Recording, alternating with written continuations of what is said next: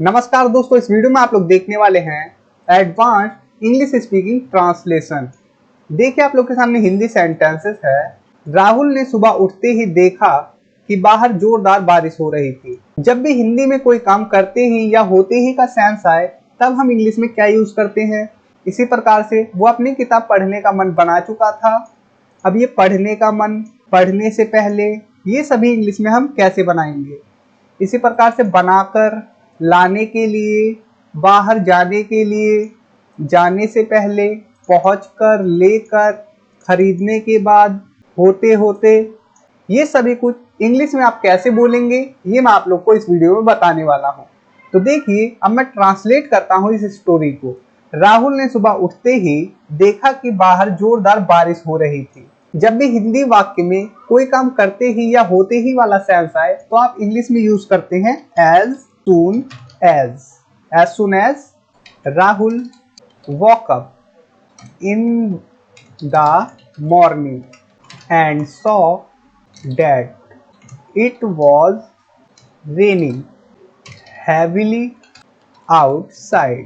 तो as soon as, जैसे ही, Rahul woke up in the morning, जैसे ही राहुल सुबह उठा, and saw और देखा, that की It was raining heavily outside. बाहर जोरदार बारिश हो रही थी। ये पास्ट कंटिन्यूअस का सेंटेंस है और ये सिंपल पास्ट का सेंटेंस है। वो अपनी किताब पढ़ने का मन बना चुका था। इसे बनाते हैं बना चुका था मतलब कि पास्ट परफेक्ट, तो हैड का यूज करेंगे। He, helping verb had, verb की third form decided to read. He had decided to read his book. वो अपनी किताब पढ़ने का मन बना चुका था। डिसाइडेड मतलब फैसला कर लिया था, ऐसा वो मन बना चुका था। किताब पढ़ने से पहले उसने अपनी चाय बनाई। ये बनाते हैं तो किताब पढ़ने से पहले बिफोर का यूज करेंगे। बिफोर, उसके बाद वर्ब की ING form, reading the book. किताब पढ़ने से पहले he made himself some tea. उसने खुद थोड़ी चाय बनाई। ये सेंस है। चाय बनाकर उसने किताब पढ़ना शुरू किया। सिंपल पास्ट का सेंटेंस है।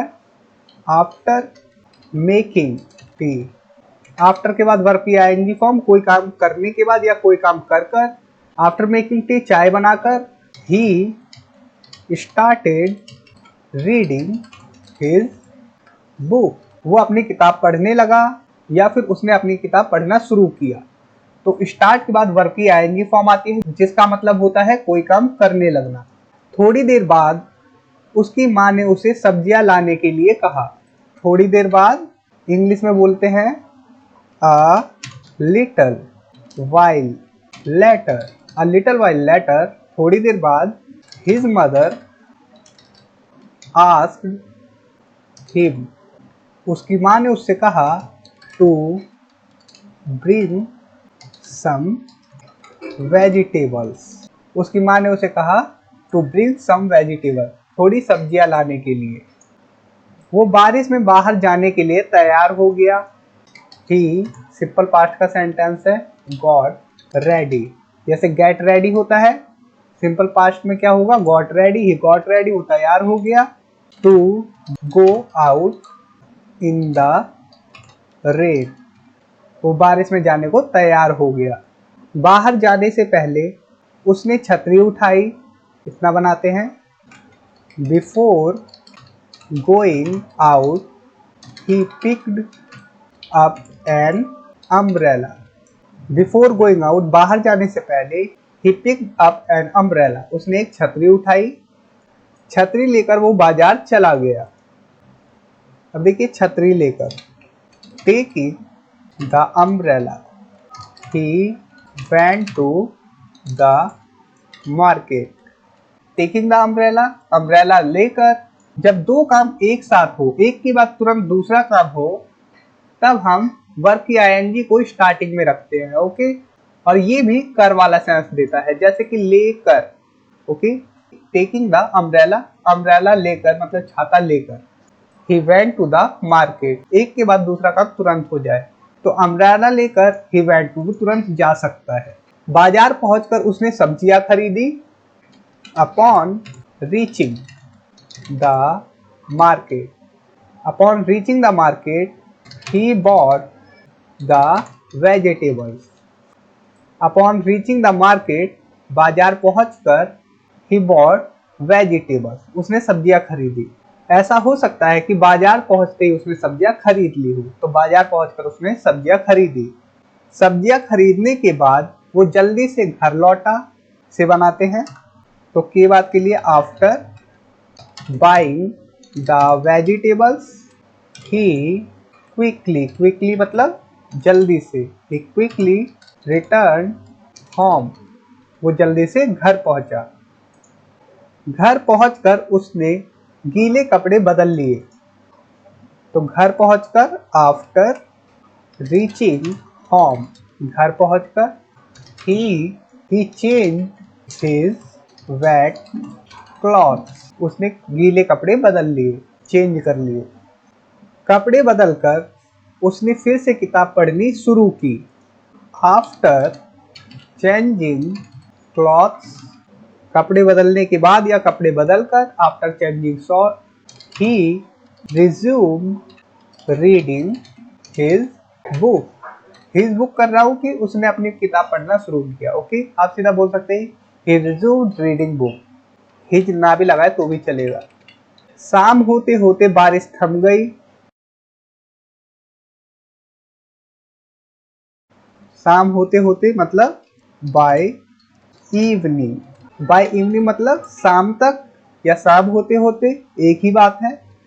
द रेन स्टॉप्ड, बारिश रुक गई या थम गई। राहुल ने सोचा कि उसे अपनी माँ की मदद करनी चाहिए। Rahul thought he should help his mother. Rahul ने सोचा उसे उसकी माँ की मदद करनी चाहिए। राहुल थॉट, राहुल ने सोचा। यहाँ पर डैट का भी यूज कर सकते हैं, और नहीं भी करते हैं तो भी ये सेंटेंस सही है। वो किचन में जाकर सब्जियां काटने लगा, कोई काम करने लगा। स्टार्ट का यूज कर सकते हैं वर्ब की आईएनजी फॉर्म के साथ। He went to the kitchen and started cutting the vegetables. अब देखिए यहाँ पर जाकर वाला सेंस आया, लेकिन मैंने देखिए किस प्रकार से क्लॉज बनाई। He went to the kitchen, इसका मतलब है वो किचन में गया। Okay, and started cutting the vegetable, और सब्जियां काटने लगा। अब यहाँ पर जाकर वाला सेंस तो नहीं आ रहा, लेकिन इस सेंटेंस का मतलब फिर भी यही सेंस दे रहा है। वो किचन में गया और सब्जियां काटने लगा। आप चाहे जाकर समझे, चाहे वो किचन में गया ये समझे। आप आफ्टर प्लस वर्ब की आईएनजी फॉर्म का भी यूज कर सकते हैं, जैसे after going to the kitchen. Okay, after going to the kitchen he started cutting the vegetable. तो इस सेंटेंस को इस प्रकार से भी बना सकते हैं। रात को खाना खाकर वो चैन से सो गया। At night he ate dinner and went to sleep peacefully. At night, रात में, ही एट डिनर, उसने डिनर किया, and went to sleep peacefully, और चैन से सो गया। अब यहाँ पर मैंने फिर से सिंपल पास्ट का यूज किया और एंड कंजक्शन का यूज किया। ही एट डिनर, उसने खाना खाया, एंड और वेंट टू स्लीप, और सो गया पीसफुली, शांति से। तो दोस्तों इस वीडियो में इतना ही। उम्मीद करता हूँ ये एडवांस इंग्लिश स्टोरी आप लोग को जरूर पसंद आई होगी, और आप लोगों ने इस वीडियो से काफी कुछ सीखा होगा। और मैं आप लोगों से कहना चाहता हूं, अगर आप लोगों ने अभी तक मेरी ई बुक पीडीएफ को बाय नहीं किया है तो डिस्क्रिप्शन में मैं लिंक दे दूंगा, आप लोग जरूर जाकर बाय करें। इंग्लिश सीखने के लिए काफी ज्यादा जरूरी है वो पीडीएफ। तो thanks for watching, take care, bye.